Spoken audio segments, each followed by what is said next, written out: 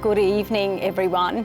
So this year of all years, it's fitting that resilient leadership has been chosen by CEW as our theme, because the global pandemic has been a new kind of challenge which has focused us all on the need to be resilient. And to this end, I'd like to begin by acknowledging the traditional custodians of the various lands on which we're gathered today and pay my respects to their elders, past, present and emerging, to people who have shown resilience on this continent over many centuries. Now, on the theme of resilience, while we can't meet in person tonight, it's wonderful that technology has enabled us to meet virtually and greatly extend access to the CEW Annual Event that plays such an important role in supporting and developing our emerging female leaders. Societies and individuals have often had their most transformational periods as they respond to major crises. And I think here about women entering the workforce during World War I, or the creation of universal health care in many countries after World War II. Crises give us an imperative to learn, adapt and emerge stronger. And when we draw on reserves of resilience and work together to each bring our diverse skills and expertise to have impact beyond ourselves, then anything is possible.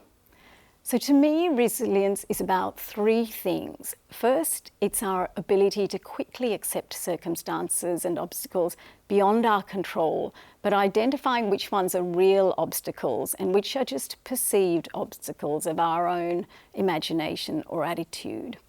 Second, it's about identifying opportunity to respond, finding those open doors even when you may be staring down an endless corridor of locked ones. And third, it's about acting to change what we can to drive positive outcomes based on our own values. So let's look at how resilient leadership could apply at an individual level from my story, at a business level, looking at Macquarie, and at a community level for us as an Australian community. Now, when I was 3 months old, I was sent from England to Sri Lanka as an unaccompanied minor to live with my dear grandparents for a year until my family returned to Sri Lanka. And then at 8, my siblings and I were moved back to England to join my parents, who had decided by then that we needed to build a life outside Sri Lanka. And then at 13, we were accepted by Australia as migrants on an assisted passage.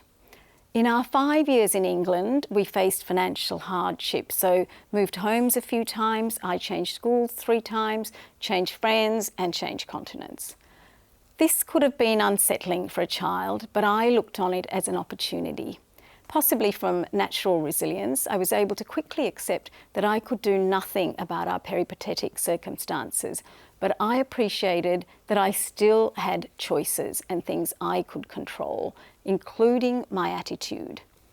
So being curious and social, I resolved to embrace the frequent change as an opportunity to learn from different cultures and perspectives. I saw the adventure in my nomadic childhood, replanning my future over and over in a new country and sometimes in a new language, and gaining life skills as I went.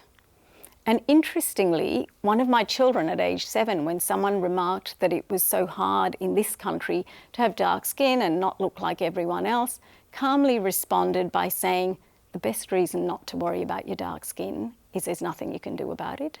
So some of this resilient attitude may be in the DNA, but it can also be taught. And in my case, I was blessed with parents who prioritised forging a better life for us, taking risks and making sacrifices with the long term as their focus, but adapting in the moment.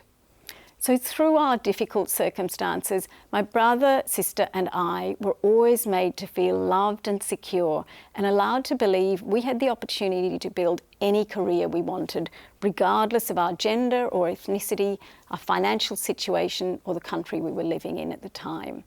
And perhaps I ended up with an inflated idea of my own capacity at that time, because if anyone had told me as a child that I couldn't fulfill my various childhood ambitions to be an international pilot or an astronaut or James Bond due to my gender or ethnicity, I would have dismissed their views as irrational. And this was my form of resilience. Now, this attitude of focusing my energy on things I can impact and on the destination has also been a consistent theme of my 3 decades at Macquarie. As a young advisor, I was asked to lead a complex transaction in Melbourne where I encountered a senior client who didn't have confidence that a very young-looking, brown-skinned female would be able to get the job done in what was an important moment in his company's journey. Now, I could have been demotivated or lost confidence from this, but I was oblivious to his attitude at the time, even though it had been apparent to others. I was instead focused on my responsibility to help deliver the necessary outcome for this client. And after the deal concluded successfully, he took me aside and thanked me for teaching him about irrational prejudice and was happy to have me lead further transactions for his company. So by focusing on a goal where I could add value, I also managed to address some ancillary challenges along the way. Now, as well as Melbourne, during my first 2 decades at Macquarie, I lived and worked in Sydney, Auckland, Wellington, Hong Kong, Kuala Lumpur, London, New York and Boston. These left field moves may not have made the most sense if I were focused purely on career progression. But by aligning my work with my skill set and values of chasing stimulus from new environments and cultures, that allowed me to create new teams, build new businesses, and to develop myself. And it had impact beyond myself, and in the process ended up advancing my career. So today I don't see myself as a female CEO with brown skin. I see myself as a CEO who is one of today's custodians of a business built over 50 years plus by 75,000 people, cumulatively delivering innovative solutions and strong outcomes. And I'm focused on my bigger responsibility and opportunity to maintain this momentum and help take Macquarie to its next level. So this is probably a good point to turn to resilient leadership at a business level, where decisions and actions have impact across a much broader population and over a much greater timescale. But happily at this level, we're typically working to face obstacles and challenges with a much broader team who bring far more diverse capabilities and perspectives than our own and help us drive stronger outcomes. So in the immediate term, just like for every other business leadership team, 2020 has been a year for us of making unexpected decisions quickly in a new environment, learning and considering how we can adapt and be stronger. And one of the key obstacles businesses have had to face and accept from this pandemic is the necessary lockdown and restricted movement to protect health and lives. And for some, this has made it almost impossible to continue business and so presented serious financial challenges. For Macquarie, we've been fortunate to be in a sector with the ability to carry on our services with as many as 98% of our staff working remotely at the peak. And prior to the pandemic, we would not have imagined our teams would have the resilience to deliver this, but also do it overnight. But they did respond. And at present, about 60% of our employees globally have been approved to return to office on a voluntary basis, but many are continuing to spend some of their time being productive from home. So going forward, we've now learned that we can deliver our services with a far more hybrid set of working options for our staff. And resilience as an organisation means we're using this crisis to learn and adapt for the long term. Now, we also had the benefit of a strong financial position coming into this, but recognising as always that the long-term success of our business is dependent on the long-term success of our staff, clients, shareholders and communities, we have worked closely with clients and all these stakeholders to drive solutions like working with clients in more challenged sectors and situations by extending relief through payment pauses, hiring workers furloughed in other industries to meet additional demand in our call centres, helping larger corporate clients in Australia raising $12 billion of capital in the first 6 months of the pandemic, and working with our portfolio companies on maintaining essential community services. In addition to this, our foundation has allocated over 3/4 of an additional $20 million that we allocated this year to help it address longer-term impacts of COVID-19, both here in Australia and around the world. These efforts have been focused on direct relief, medical research, and now supporting workers and businesses in restarting economic activity. So these were short-term responses to the challenges of this pandemic, but like many, we're turning our attention now to longer-term solutions needed in our areas of expertise as we emerge from this crisis. This could include for us the need for greater digital infrastructure, supporting the physical infrastructure needed to support potentially more deurbanisation, or ongoing solutions to support climate transition. We appreciate that delivering this in a service business like Macquarie, which operates across so many global regions and sectors, is all about people. Attracting great people with varied experience and ensuring a culture that allows them to deliver to their greatest potential in their area of expertise, both individually and as a group. And here, working to ensure diversity of thought and capability is critical. We've seen many times that a diverse team delivers stronger results than any brilliant individual or homogenous team. So we know this is key to our long-term resilience. We need the richest possible combination of different ages, genders, cultural and racial backgrounds, diversity of sexual orientation and socioeconomic backgrounds and experiences, and regardless of any disability.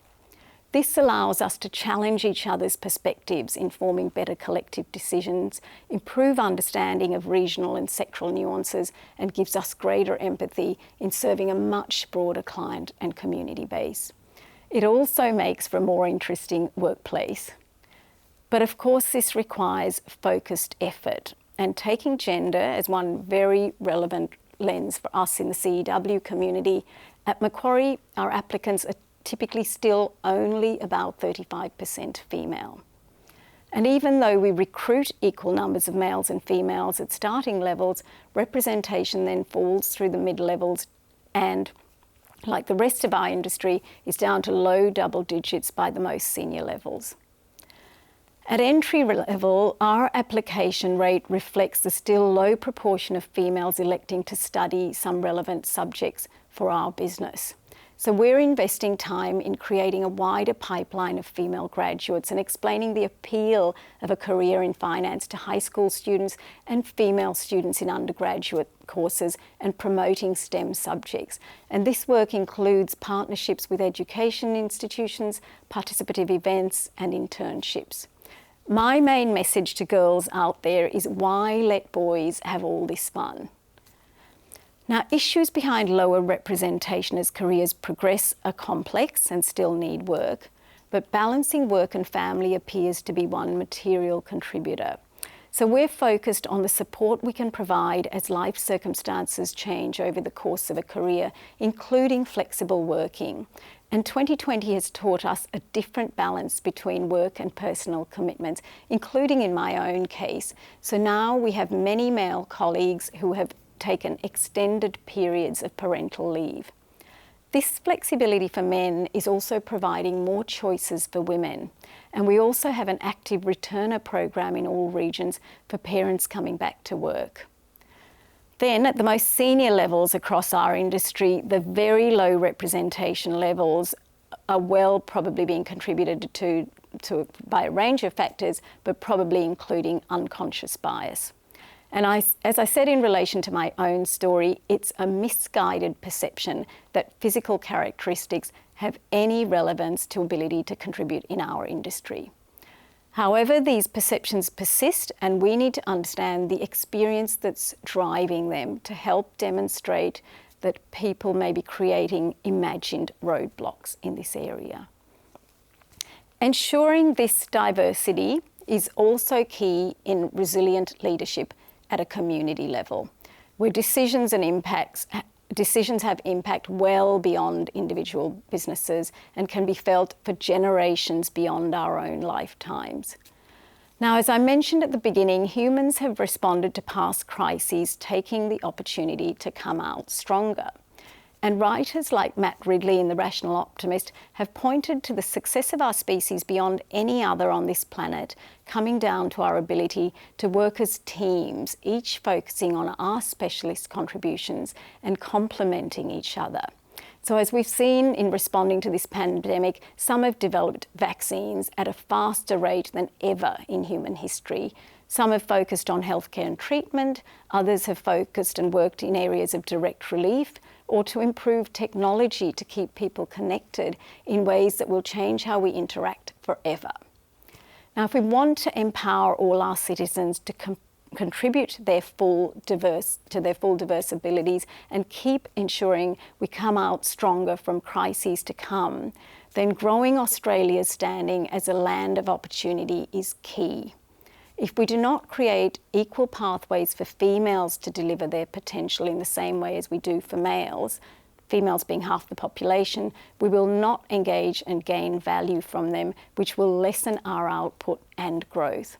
And the same applies to creating equality of opportunity for all Australians from all backgrounds. Now, achieving this, as with businesses, takes considered work, and roadblocks must be identified and solutions developed and delivered to ensure equal access to all for things like education and employment, and this often takes many years. However, it presents an opportunity and an array of opportunities for us to all work on. And our potential to succeed here is evidenced in how all levels of government and the wider community have come together to respond to this pandemic through things like proactive testing and tracing and targeted lockdowns that have protected the health system from undue pressure. And as a result, our infection and mortality rates are significantly lower than most countries. And at the same time, a quick and comprehensive approach to financial support has provided a bridge to the economic rebound that's now emerging. Now, challenges do remain, and the economic impacts of 2020 are likely to be felt for some time. And economic downturns do exacerbate inequalities of all types. Government finances are inevitably going to be more stretched, and we in the private sector will need to step up to support the recovery. But these challenges all present opportunities for us to collectively respond to with new solutions. So I would encourage you all to think about the real obstacles you have to accept in your life, across your business, and in our community. And then think about where the open doors are for you, and think about which ones you want to focus your energy on moving through based on who you are and your values and priorities, and the diverse teams you can work with in doing this. And who knows, you may find you unlocked some closed doors in the process. We've all brought our diverse skills to respond to this pandemic so far, and this should make us optimistic that in the absence of more unexpected developments, 2021 may allow us to come back together for a physical CEW event, or even better, we may be able to use this crisis to learn and adapt and come back stronger with a hybrid format that allows us to continue this evening's approach of including and supporting an even larger group of emerging female leaders. Thank you. Thank you so much, Shemara. So many powerful messages of resilience, of diversity, and your own story. I just absolutely love it. Thank you for that. And you know, we have had the app, lots of questions coming through live while you were speaking. So I'm very lucky to have this Q&A with you. But I think that the most important thing is we actually go to the questions themselves. And I'm delighted to say that the first question actually comes from our founding president, Barbara Cale. Fantastic. And she wants to know, what advice would you have for your younger self? Right. Well, and thank you, Barbara, for that question. It's wonderful to have Barbara, still driving our thinking on this. I mean, look, in terms of what I'd tell my younger self, you heard in my little story that it's not easy to give my younger self advice because I basically lived a no regrets life. That's my approach, is that, for me, the past is a sunk cost. And its only relevance is to what I can learn for the present and the future, which is where my focus always is. Having said that, even though I've now become an old self, I know there's a lot of young selves out there. And I guess what I'd say to them is, we're all incredibly different, even though we may be the same gender. We're born programmed differently, just as I mentioned, one of my children seems to have this natural resilience. And it's really important to understand who you are and what you're passionate about and what you're good at.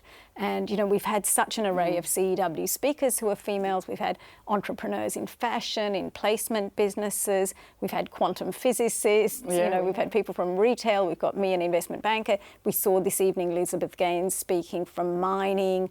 Lisa O'Brien, who is a medical doctor who runs now, the Smith family, one of our biggest community organisations. So there's a whole array of things you can be doing, and I'd be saying really to all the young selves out there, find out where your passions and skills are and where you can deliver value to the community, and then shape your life around that. And also, your character is important as well. One of my early bosses told me that I was a disjointed incrementalist, meaning I think sort of 2 years ahead just beyond my nose, and I jump here and I jump there, but eventually head in some direction. I had to live to that sort of character, whereas there were others who had very long visions and structured analytical careers and did equally well. There's so many different stories in terms of senior people in our business and others. So I think you have to play to your young self, your skills, your passions. And passion, I really get that sense from you about passion, and we hear it time and time again. It doesn't matter if it's a quantum physicist or an entrepreneur, this passion that drives. Yeah. It's a wonderful thing, actually. I completely resonate, actually. Play to your strength. We had Jo Horgan talking last year about the incredible stuff she's done with Mecca and sort of saying, quantum physics, that's not really my thing. And I'm thinking the same. Fashion, I don't get fashion. But, it's wonderful that we all have different things. There's probably many people out there thinking, how could you do banking? I love it. I get out of bed every morning and this is what I want to do. So, which is great. It was great. Well, we have another question. This one is actually quite a serious one. It's about the pandemic and the fact that the pandemic has really hit women hard. And we've read a lot about that in the press, and there's been a lot of talk about that. What do you think we need? And we had that great speech from Sue, but what do you think we need to do to ensure that we aren't pushed further behind? The numbers in 2020 are worse than 2019. What do we have to do to make that change? Yeah, and you're right. The enrolments, we had the stats last week of female enrolment in university have dropped so much during this pandemic. I think it's because females had to take principal responsibility for the family caring. And so I think the thing Sue said was spot on, trying to come up with tax incentives to invest in the childcare sector to give women options. So some of the Asian countries with home childcare, women are much more liberated to have choices and have careers. The other thing she talked about is technology has been a big enabler. And that's delivering so much flexibility. So I mentioned a lot of our staff are electing to work from home and in the office in a hybrid way, and we can deliver our services doing that. I've spent a whole career missing dinner with the family on weeknights because I get home after 8. I've been able to actually have dinner at home and still do my late night calls virtually. So there's a lot of options. And then the third thing Sue talked about is liberating the males in our community. So that, if they decide they want balance, and there are males that want more balance to be with their families as they grow up, that we should be empowering them as well. I have a husband who's a stay-at-home husband.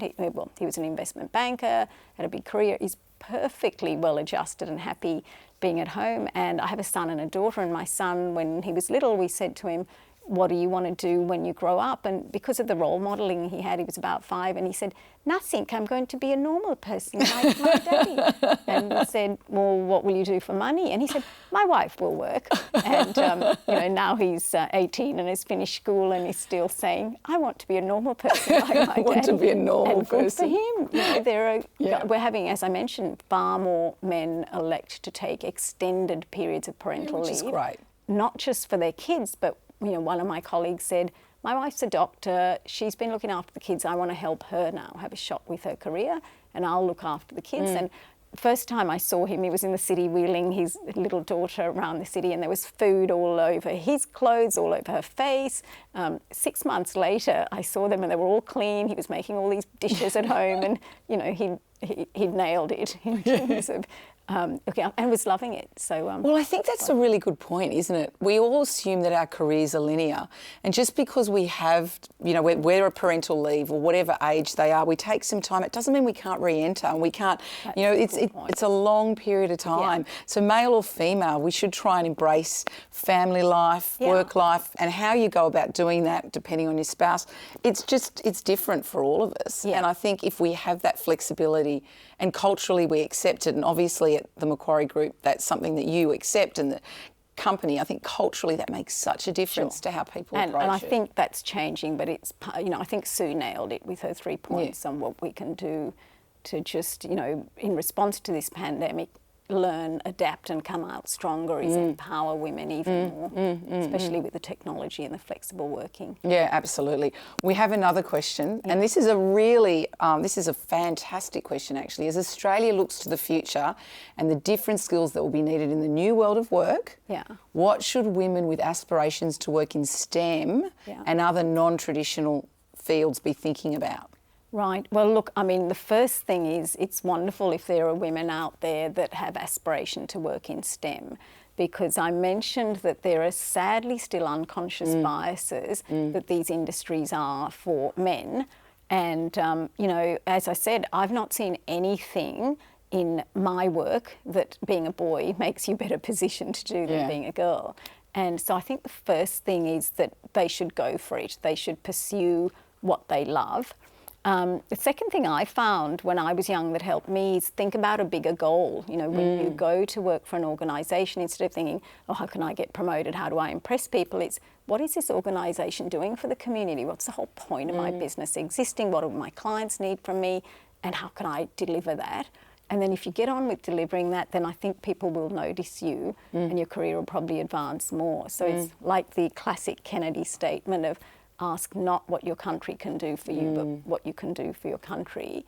And I certainly found that helped me in terms of, when we were working for clients, I really enjoyed trying to understand their industry, what they were trying to get done, what our role was delivering to help them advance, and not really thinking, I need to get promoted, I need to have somebody sit with me and talk about my career. And I find being a senior person, you also notice those people who get on with it and deliver. So I'd say go for it. I'd say use the networks as well that are there. Make sure you use the support because, all these things we talked about at mid-level of balancing family and outside interests, at senior levels, potentially unconscious bias.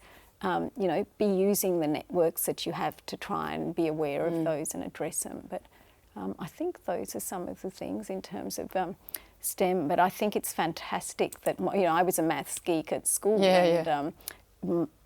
came from a background where you either did medicine or law, and so I latched a finance degree into my law, worked as a corporate lawyer for a year, but found I missed working with numbers amongst other things and switched. So girls can do maths. And science. I think the other thing too is so much what you're talking about is what you talked about in your speech about that values alignment. If we have values alignment and it's sort of like a generational change, like what is the difference I'm making? It's not just about the next job, but how do I contribute? And STEM has such an important role to play in the world, actually. It does. Whether it's health or any infrastructure, it's just so pivotal. Having women and diverse opinions and thoughts, yet aligned values, I think just feels right. And it really resonates with what you were talking about. Yeah, definitely. Okay, we have more questions. So do you have any suggestions for those who don't have the inherited confidence and actually they live in self-doubt? So how do we push boundaries and create the resilience if you're that sort of person? I completely get that. One of the things I was super lucky to be born with is just being impervious, crap happens and I just think, the world's different today, on I go. And that's not easy for everyone. I completely acknowledge that. But I do think those three things I talked about is, you know, if something horrible happens, like losing a loved one or something, I think you need time to sit down and think about, well, what do I just have to live with now? My world is different, but these are the things that are different that I can't change. And as I say, don't be fooled by things you perceive you can't change, like someone's prejudices or whatever, but things that are hard and you can't change, you just have to park that and accept it. And I know it's not easy for everyone, and you know, you can call on friends to help you work through that. You know, whether you're young or old, try and figure out what are the givens you just have to accept and move on from. Then you start thinking about, well, where can I move on? What has this opened up? Because when change happens, as doors close, others open, and you need to look for those open doors, as I said. And then as you see them, you'll probably see a variety of open doors, and some of them may not suit you to take. So you need to understand who you are, what are your values, what's important for where you want to move your life from this challenge you've had, and start thinking about that. And the other thing I think is working with others. You know, human beings are just not solitary creatures. We're part of a community. See what you can do together with others. You can support them, they can support you. One other little thing I find is, you know, in terms of that ask not what your country can do for you, is if you find a bigger purpose, like there's always someone worse off. And if you look at that and say, how can I help this person? That also helps you get perspective and lose, you know, focus on the pain you're feeling. Like, you know, I do a lot of work helping kids who've come here as refugees on boats, as minors, boats that have sunk, been in detention centres, caught in the middle of fights, had to go into child detention, come here and not access education. It just gives you perspective, you know, when I'm sitting here thinking, oh, I've got this problem and this deal didn't happen or we couldn't, and you just get perspective and think, this is a bit of a princess's problem, you know, so that helps with resilience as well, I think, getting perspective. Don't you find? Oh, absolutely. Look, absolutely. And I think the thing is, you do have to dig deep, but if you can have that perspective and also know what are the values that you're driven by, like you said, that greater purpose. I think the message you made as well about team. You know, you're not in it alone. I think so many of us, we think that we kind of have to fix the issue or the problem, or, you know, it's my battle. And actually it's not. You know, I mean, this is what actually CEW is all about. It's about us working as a collective membership for the betterment of the next generation. You know, and I love that our motto is see women leaders enabling women leaders. Yeah. I mean, it is about the next generation. And to get that change, we're going to have to support everybody. But you know, we're not in it alone. I think that's... No, I agree. And, you know, a lot of kids that have mental anxiety, it's because they're trying to sort things out themselves. And just, you know, they say a problem shared is a problem halved, and a happiness shared is a happiness doubled. So I think it just does help to go and find someone you can connect with and say, I am worried about this. And they might look at it and say, are you serious? You know, look at it this way. You really... shouldn't have that perspective. And, you know, I've done that a lot for friends, but friends have done that for me as well, that you just get a different perspective. You talked about this younger generation caring so much about community values. It wakes you up and makes you look at things differently. So, yeah, it is fantastic. I'd say, you know, you've got to work through it and accept that it'll take time if you're having some huge challenge.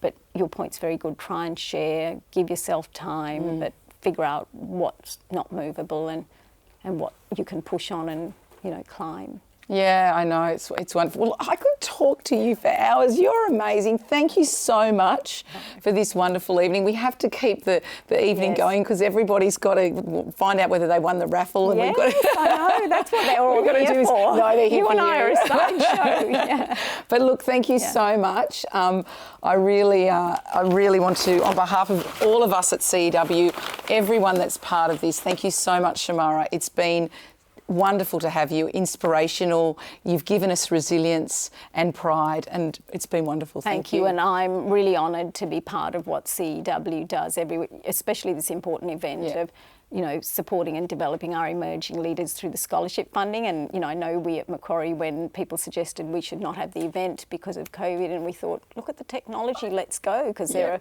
females there that have to be funded. So we're just delighted to have partnered on doing this. And well, thank you. To work with CEW. Thank you. Thank you.